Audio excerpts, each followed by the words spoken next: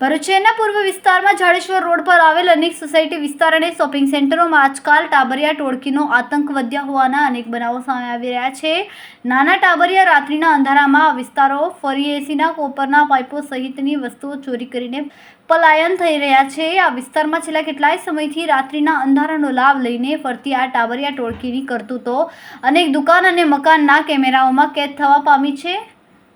આ મામલે સ્થાનિક સી ડિવિઝનમાં પણ લોકોએ ટોળકીના આતંક અંગેની જાણ કરી છે, છતાંય ટોળકી હજુ પોલીસ પકડથી દૂર હોવાનું કહેવાઈ રહ્યું છે।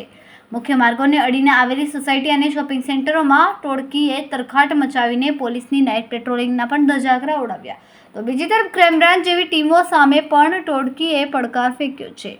આખરે ટાબરિયા ટોળકી પાછળ શું કોઈનો હાથ છે? આખરે આ પ્રકારે ટાબરિયા બાળકોની આટલી હિંમત કઈ રીતે થઈ શકે છે? શું કોઈ આ ટાબરિયા ટોળકીને હેન્ડલ કરીને કારનામાને પાર પાડી રહ્યો છે? જો બાળકો ઝડપાય તો દયાના ભાગરૂપે છૂટી જાય તેવા બદ ઇરાદા થકી આ પ્રકારની ઘટનાઓને અંજામ અપાઈ રહ્યો છે તેવી અનેક બાબતો આ ટોળકી ઝડપાયા બાદ તેઓ પાસેથી તપાસમાં સામે આવી શકે તેમ છે।